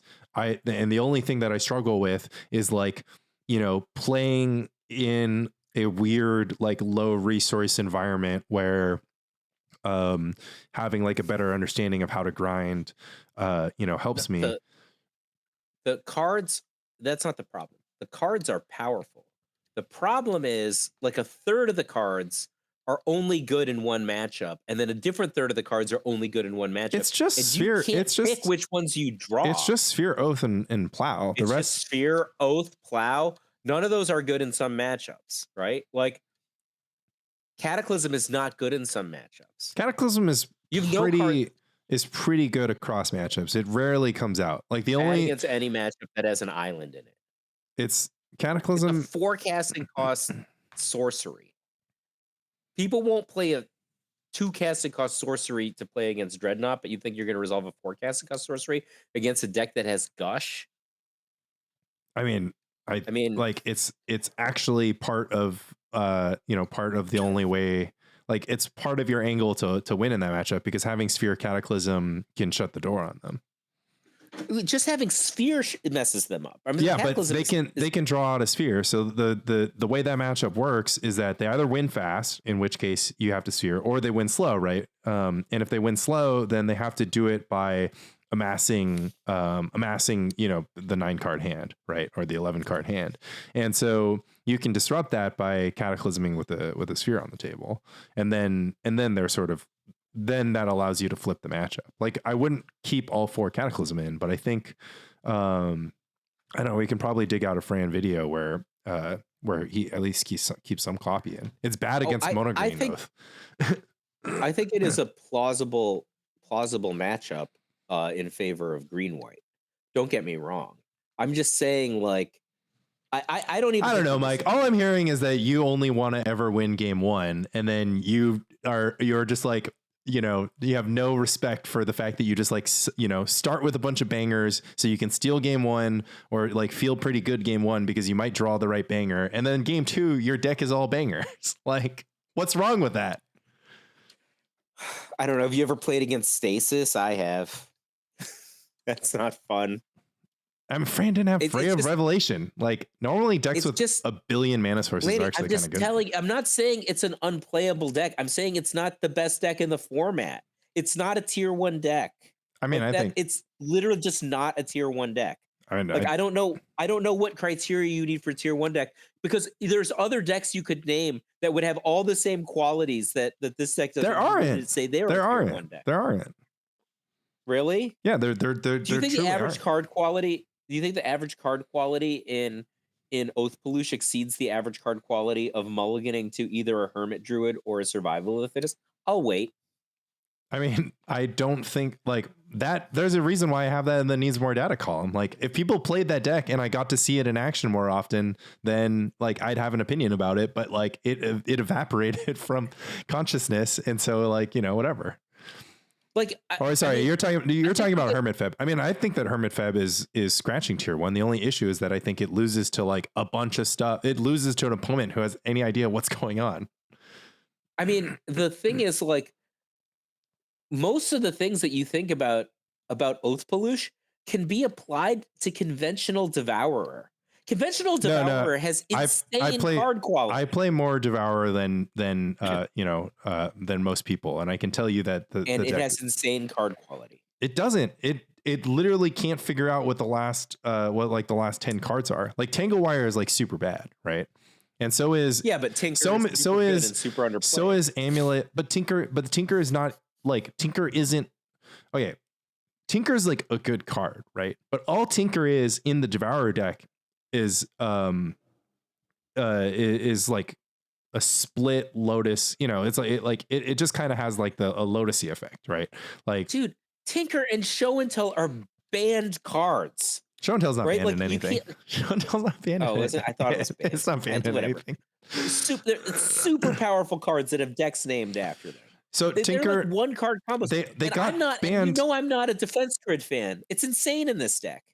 But that's the thing is like, I don't think it really supports your angle that the deck is like filled with a bunch of like card quality in it, because like one of the issues of the deck is that the card quality is like quite low if you're not able to handle the axis in which like your opponent's interacting with you. So like for instance, like Devourer is like not a great deck against goblins, you know, because they're just gonna lackey wasteland you. So unless you have like a turn 3 kill that can like, you know, play through a wasteland, you know, you're not in great shape.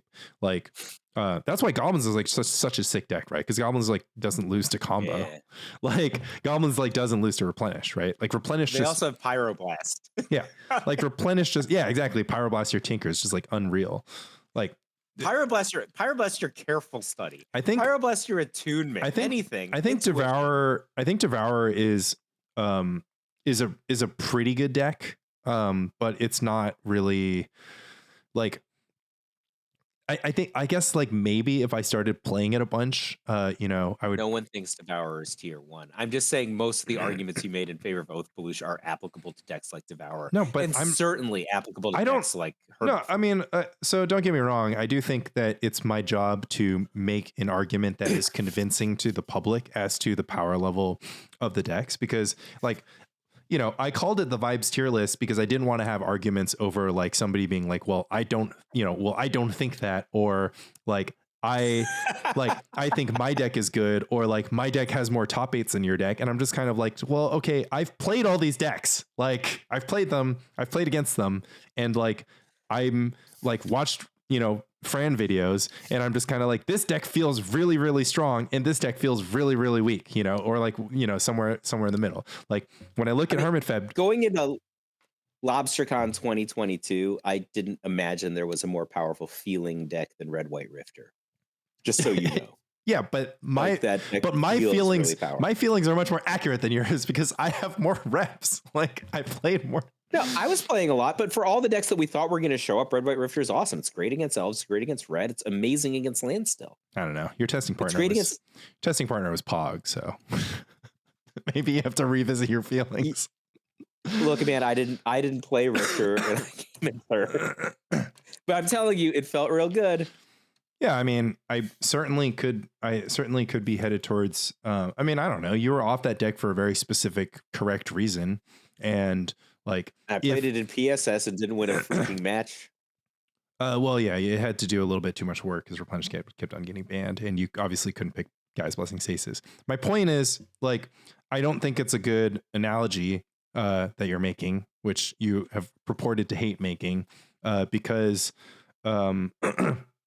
like Rifter had like this super, super fatal flaw that you wanted to patch. So like if I thought that the metagame is only land, still, and burn, and like that actually kind of happened with LobsterCon 23, where like metagame was ramping up, lots of land still getting played, I'm like locked in on Parfait. And my plan was like, okay, well, if it's so long as it's not Brian Selden, I'm just going to beat the land still player. Like I'm just going to try to beat them. Right. I'm just like going to try to be better. They're not going to be ready for Iridescent Angel or whatever, they're not going to be ready for like they're not going to be ready for a hard cast 7 drop. Well, they're not going to be ready for Duress Armageddon, right? Like I'm gonna have three Duresses in game 1, and like that's sort of new tech. Like the Parfait only had 2. I'm like, I have 3. Like my plan is gonna be Duress Armageddon, and I'm gonna be like good at executing, or like or I'm just gonna I'm just gonna stick Tax Rack and it's gonna work. But as far as like my feelings about Oath Pollution goes, like it's mostly just like, okay, well, I've played the deck, I watched the deck, like I do think I can downgrade it, because one of the things is like I don't play a lot of goblins and elves because like I don't really learn anything new like when I play them. Like I'm just like I'll like play goblins for like 3 reps. I'm like, okay, this deck's great. Like it's like Blue White Dreadnought. It's like I don't have to play the deck anymore. Like I just know what it's like. I know that it's good. Like and I know what it loses to and what it doesn't lose to. And like the only interesting thing left to like figure out about the deck is like Brain Freeze and Armageddon, and like how many of each, and like if we need like reps against like Landstill or the Rock to like figure out our Brain Freeze and Armageddon situation. But other than that, the 75 is pretty locked in with 4 Impulse. Oath Pollution is a new deck, and when I played it, I kind of just got that initial impression where I was just kind of like, okay, this deck is like pretty powerful, and it wins in a lot of good spots, and like and like granted, that was like my first 5 matches. When my first 5 matches like went really well, and then the one match that I lost, I was just kind of like, okay, like that one I could chalk up to like my opponent having double dark ritual shenanigans or whatever. Since then, like I've definitely lost more. I like, my next run was like 2-3 or whatever, but one was like a mirror to Fran. And I've felt out situations where the deck has some weaknesses, but I just didn't have the same experience as you. Like you were just like you were fighting uphill from match 1 and just like, hungry the entire time. And just like you have like this huge negative association with like having the deck in your hands. And I just like, I don't know. I'm just like, I play it, feels good. It feels like a great deck. Like Burn feels, don't get me wrong. I mean, Burn feels like a great deck. Like, I just think that, people don't come to meetups with Blue White Dreadnought because it's just like same thing. It's like, it's not that much fun. You're not going to get that much science done. Like, you're just going to win the meetup, whatever. I'd rather play for a while. Yeah. Why did you do that? Because you're lending out your flooded strands. But why did you do that? Yeah, my part flooded two. strands were in my blue-white deck. But why did you do that part two? Like, you just enjoy playing blue-red dreadnought more than you play blue-white. And I just like think that blue-white's just like not a lot of fun to play. But then when the chips are down, like, I don't know why only Kaplan showed up to Sacred Torch the blue-white dreadnought. But I was playing it until Lanny Hoth was invented, and I'm like, oh, this deck is sweet. And it's also content creator points. But now that I can't wait to try I don't know. Okay, here's the thing. I want to try some of Rich's innovations because I think Words of Whatever is cool. I think I always wanted to play Abundance, but we only had one Sylvan. Now if you're playing 3 or 4 Sylvans, it changes the game, right? Yeah. But like, do I really need to play the Zers weirding? Right? Like, yeah. You have to play Rich says that's how you win, but I'm like more interested in the Zers than the Armageddon even. Dude, Words is insane. Well, I mean, we'll see. I don't know. Feels unnecessary. Gain 15 a turn. Feels unnecessary, but I would need to kind of feel it on action. When I tried it, obviously the deck seemed good. Like I just like abeyance the shit out of a Dreadnought opponent. I'm like, okay, well, abeyance is good against Dreadnought. Like I didn't need to know that. But those were the elements that we originally had in the deck, right? To go up to 4 abeyance to crush Dreadnought and yeah. Because like I think people just don't understand the infinite Gaia's Blessing abeyance loop. That was like the whole thing I built into Loop Junction, right? And then Land just had the more powerful version with the 3rd Gaia's Blessing and 4 abeyances. Right? Well, I mean, there's no reason for people to know that because they still have failed to encounter abeyance Gaia's Blessing decks, and it's just like it's like a super dumb edge case that like only players like Michael J and Rich Shea like to have in their decks because they imagine worlds in which they're at libraries and time hasn't been called or their opponent has not like lost to fatigue. That's how I beat Cam. Yeah, I mean, I don't know. Like, yeah, I don't know, man. Don't get me wrong. Like, I would love to at Infinite Life. Don't you dream of getting into that situation? No, there's like a reason Zer's weirding is in the deck so that you're just like, okay, well, instead of waiting till we're at libraries, how about I just play this enchantment? And then you lose on the spot and it's awesome. Like Zer's is really good. Like all the people who've been doubting Rich on Zer's, I'm pretty confident that Rich is right about Zer's weirding. Jury's out if it's like the card in new Parfait, but like in old Parfait, can we call it Landy Hoth? I mean, I don't know. Landy, Rich Hoth. I mean, I don't know.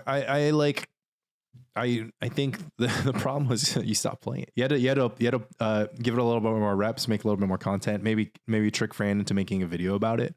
Because it is I feel like it's a kind of deck you would like, or it's very Parfait-ish. Yeah. I mean, it's like a more proactive Parfait. I felt very comfortable playing Rich's list. It's just like mulch for manlands and wastelands is awesome.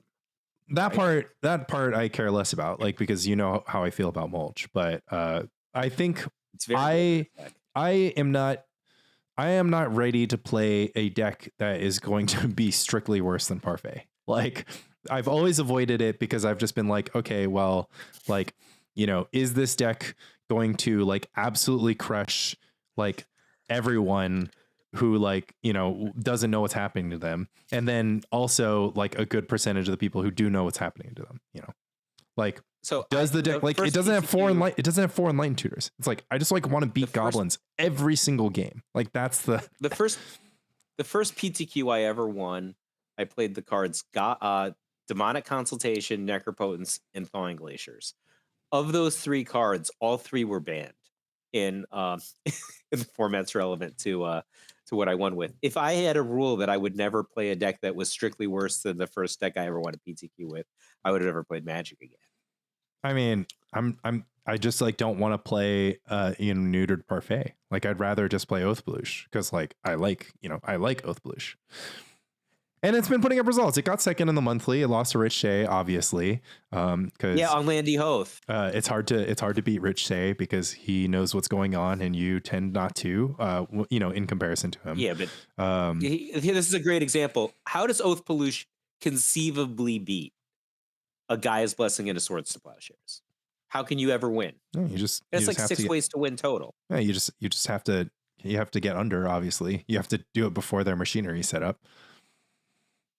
And they also have like wastelands for your manlands. So they can just trade off manlands and they have wastelands. I'm not concerned. I'm not concerned with my Rich Shea matchup. Okay. Like Rich Shea is going to beat me no matter what deck I'm playing. So you beat him to win the PSS. Yeah, that was like unbelievable luck.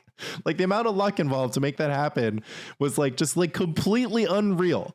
Like I mean, I'm just thinking about this. Just like most of the things you said about Oath Peluche are literally just applicable to Landy Hoth, but Landy Hoth is a more cohesive strategy. I mean, I think you just need to leverage your clout a little harder, or you and Rich can leverage your clout together to try to get people playing the deck, because at least a lot of people have picked up Fran's deck, and a lot of people, a reason when I say a lot, I'm just saying like 3 people. Like I've been hearing good things. I don't think Oath Peluche is quote a bad deck. I just don't think it's the best deck in the format. Yeah, I mean, I like I said, I think it's probably goblins, but I wanted to make sure that my tier list had a hot take, so I had more clicks on it. So, assume. Oh, okay. I can respect yeah, content. It's like I've been saying all podcasts that goblins is probably just the best deck. It was probably the best deck in the Parfait era too. Always was the best deck. It's just so. I mean, goblins is so insane. Like. It's like sinister how insane it is, because it's like a creature deck. Like it's just a deck with creatures in it, and like the curve is super high. You have like 11 ones, 4 2s. Yeah, but if you pay 0 mana for your 5, 12 3s, like 4 4s and 4 5s, and like I don't know, random wasteland. Like just Manny, like what if I had a Black Lotus every turn? I drew a Black Lotus, but it also dealt 1 damage to someone, not to me. To my opponent. Yeah, I don't know. My opponent takes 1 and I get a Black Lotus. You would have the most powerful card in the format, maybe. Alas, it loses to the true most powerful card in the format, which is Swords to Plowshares, and the second most powerful card in the format, Oath of Druids. So, Fog Fanatic and Blue Elemental Blast are also quite good against this deck. Yeah. I mean, you know what's hilarious to me? Caleb had multiple Circular Protection Red, Warmth, and Engineered Plague. And he also connected multiple times with Exalted Angel in game 1. And he got browned by the red deck. I love to see it. Yeah. Well, it's a testament to the power.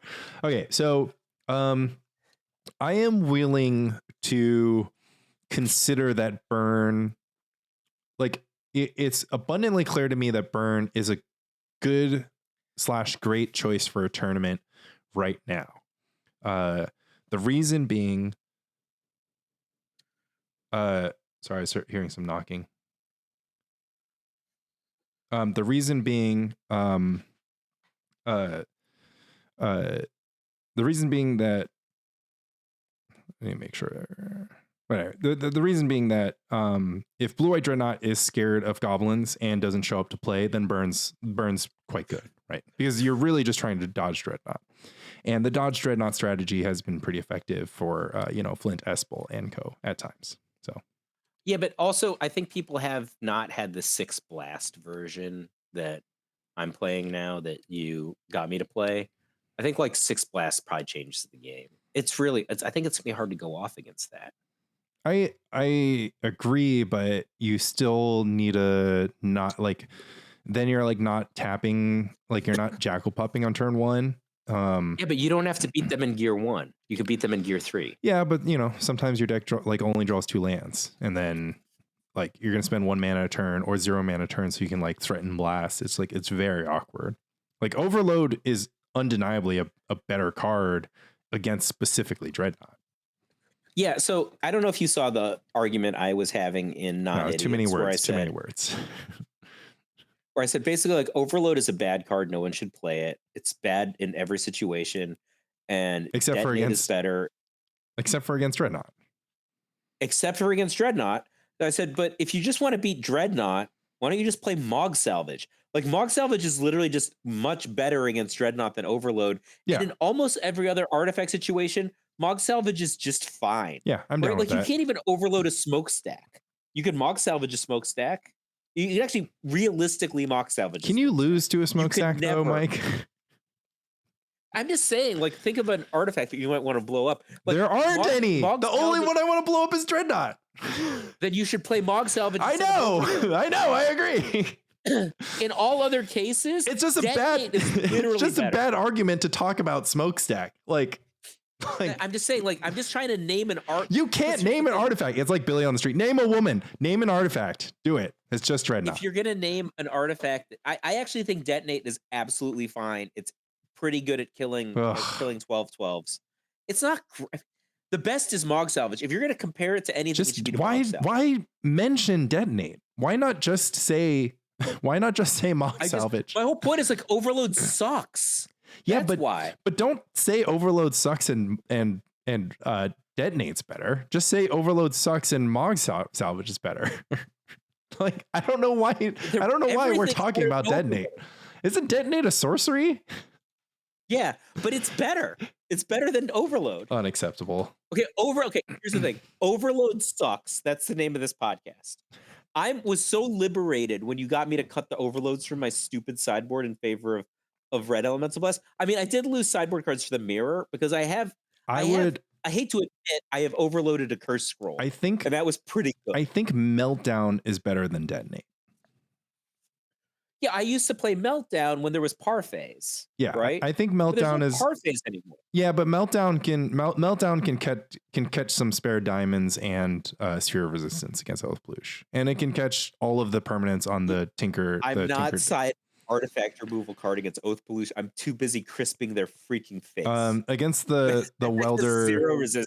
Against the Tinker Welder deck, you can melt them down. If for whatever reasons people start playing decks that contain artifacts that don't have power and toughness, 12/12 and trample, then you can start playing anything other than Mog Salvage. I agree with that, and I think that if present universe of artifact removals, Mog Salvage is the one we should play. Agreed. It's just better than Overload. I agree completely. I just don't know why you had to mention Detonate. I was trying to create contrast because Caffeinated got mad too, right? But I'm just trying to say, like, Overload is so bad, Detonate is better. And Detonate's unplayable. Like, I'm not saying I would play Detonate. Yeah, that's why you don't mention Detonate. That's why you construct an argument. Overload is so bad, it's worse than Detonate. A card you would never play. But all y'all idiots have it in your sideboard. This is why you should just play Mog Salvage. This is why people don't get you, Mike, because in order to win an argument about Overload, you're talking about Detonate and not the actual argument that you're trying to pose, which is Mog Salvage, which is a good argument. Like, it's like you're doing the opposite of winning a small argument to win a large argument, right? You're instead of winning the large argument, which is Mog Salvage the best, you'd rather fight about Detonate versus Overload, which just doesn't matter because the large argument is all that matters. It's like Detonate. It's at least debatable Detonate versus Overload. Overload is an instant. It's 1 mana and it kills all the artifacts in the format at instant speed, and it kills Phyrexian and then you're just like, okay, well, let's not talk about Dreadnought. It's like, then let's just talk about, like, you see what I'm saying? It's just like, why get into an argument about Detonate when you can just say, like, Mog Salvage is clearly better than Overload, and the only artifact in the format is Phyrexian Dreadnought, then the card you should have is Mog Salvage. Exactly. Ergo, Mog Salvage is better than Overload because the only artifact in the format that you care about destroying is Phyrexian Dreadnought.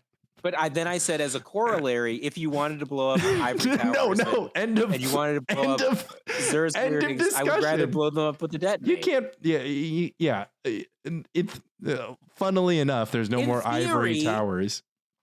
Yet no one plays those cards, though. Yeah, I've got a hell of a card. I've got a hell of a card for Xurn Orb and Ivory Tower. It costs 1 RR, and it's just a good card against not those cards. Anyways. Detonate is unplayable. Meltdown is better than Detonate. Mog Salvage is better than all this. You're about to say Pulverize. Pulverino, yeah. Which the Fire Blast for artifacts.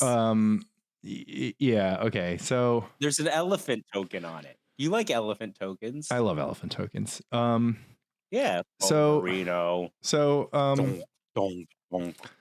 anyways, I think that we are agreed Mog Salvage is the card.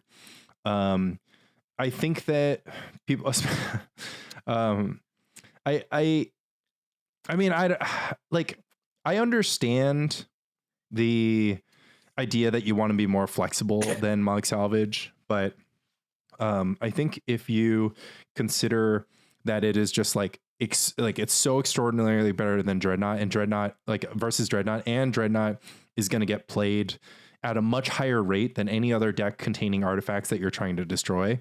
It's certainly better. I do think that might leave you to get caught by a Zern Orb. And I do still think that you should just play Sulfuric Vortex, and that just elegantly solves the problem, as well as the Words of Worship problem, as well as the Baloth problem, and the Spike Feeders. I love a Sulfuric Vortex. So that's our analysis. I've always played Sulfuric Vortex for as long as it's existed as a Magic card, right? Yeah, it doesn't surprise me. Always had it. It's always been on my team. Yeah, I mean, I can imagine red mages everywhere rejoicing when that card was printed. All right. I'm going to call it. We were supposed to end 43 minutes ago, but this is the Spike Colony podcast, so we never end. Yeah. Unless one of us says, I think we should call it. No. Literally, we were supposed to stop at 8. It's now 8:43. Yeah. I agree that we should definitely call it. And okay, anyways, the final thoughts. I think that Burn is increasingly a good choice for a tournament. I think my only hang up was it boasting a sketchy Blue-White Dreadnought matchup, a problem that could be solved with Mog Salvage. You're kind of invincible, right? If you just start 4 Mog Salvage, 4 Blast, and then just what do you need Lava Darts for? Just forget the Lava Darts, or I don't know what else is in your sideboard. You need cards for the mirror. That's the problem. Like, Jackal Pup is really bad. Imagine every single card in your opponent's deck is a Searing Blaze. Okay, that's what Jackal Pup sideboard is. Sideboard is 4 Mog Salvage, 4 Blast, 3 Lava Dart. What else? 1 Curse Scroll. 1 Curse Scroll, which you can try to find space for in the main deck. 2 Pop. Oh, forgot about Pops. Damn. Yeah. Okay, so it's 4 Pop, 4 Salvage. So look Blast. at my sideboard array against the Rock. I have an extra Sulfuric Vortex and 4 Pop. I have 5 relevant cards coming in against the Rock. You're going to cut us down to 2 relevant cards. This is why I like playing all the Vortexes main. And then but your deck is a different. I mean, I'm not going to I think Caffeinated's build is better than yours, but that's not the argument I'm going to make. I'm just going to say you're playing a different deck. Your deck is just a slower deck. Yeah. But Caffeinated's deck is a way better Gear 1 deck. Yeah. And the thing that I found playing Modern Burn versus Pre-Modern Burn is because the concentration of 1 mana spells is so high, because you have 4 Grim Lavamancer, 4 Jackal Pup that are these cards that cost 1 mana and basically do 2 to 6 damage each game. You just play Gear 1 so much more than Modern Burn. I'm just constantly in Gear 1 versus in Modern Burn, I'm constantly in Gear 2. Right? I'm only I love to be in Gear 2. But I didn't give any of that but up. In Pre-Modern, you're just you did. You gave it up by lower consistency. You don't have any. You don't have. I cut. You cut Shock. No, I just Shock. I didn't cut Shock. I cut 1 copy. You put 2 Shock in your deck. I didn't have 2 Shock. You have 2. You have no Baubles. Baubles are one of the things that make the deck glue together because they play fewer lands as a result. Well, I don't know. You can find a way to make it work. Just figure it out. At home. You have 1,000 put all your spells versus. Put all your sideboard cards in the main deck. I mean, Curse Scroll's not a Gear 1 card, so you're free to there's only 2 copies in Caffeinated's deck, though. Yeah. Well, so Sulfuric Vortex. Sulfuric Vortex is more Gear 1 than Curse Scroll. Why not just sideboard in the Curse Scrolls instead of sideboarding in Vortexes? I want main deck Curse Scroll for Land Still, the Mirror, and Groatog. Yeah, the Grotog, which is fast becoming a very, very, very scary deck.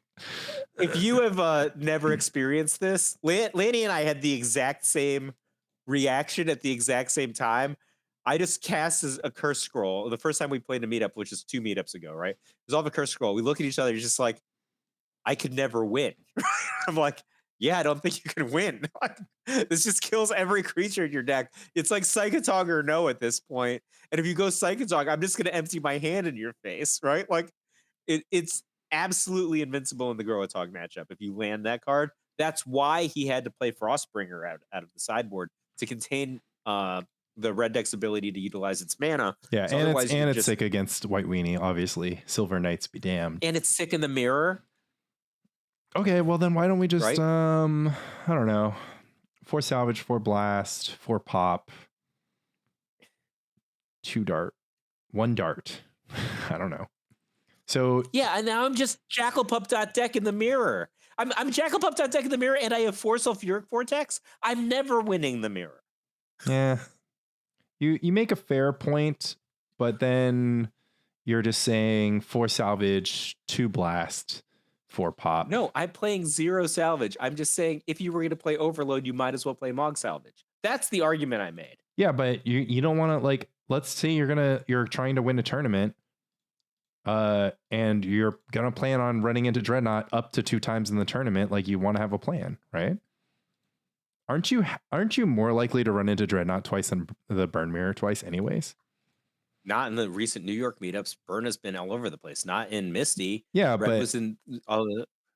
I mean, I don't know. I don't count. No meetups. one played Dreadnought in the last 3 meetups. But yeah, that's because it's no Burn, fun. it was just mono Burn. It's either no fun or I don't know. Our homies don't own Dreadnoughts for some reason. I mean, I did it for content. I don't. I literally played Iron Lungs' unplayable Phyrexian Furnaces for content. I mean, like they're.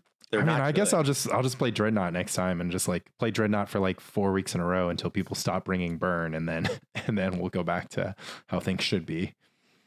Like, you just bully Burn out of the format by playing Dreadnought. Like, it's just like, you know, your Mog salvage tech. I'm thinking about this now. I'm just like, it's actually not that good, right? Because I'm just gonna play Dreadnought, and you're gonna be like, okay, I'll like go Dreadnought. I'll like Stifle. You'll be like salvage. I'll be like Vision Charm. And you're going to be like Blast. And I'm like, that's the end. And then you're like, okay, I guess I'll plow my Dreadnought, gain 12, go. Good cards. I got you. Good cards. I got you. like you 6 times with this Jackal-Pup, back to even. Rock and roll. Yeah. I think it's rough. I think you need to be in a like 6 blast, 4 salvage. We said we were going to call it 6 minutes ago. Just saying to you. You need to watch the last quarter of this basketball game. Okay, fine. Burn can't beat Dreadnought. You have to play Dreadnought because Burn's a good deck now. And then you have to play Goblins because Goblins beats Dreadnought and sometimes beats Burn. Love Spike Colony. Love Spike Colony. Love Mike. Love Cavs. All right. Bye.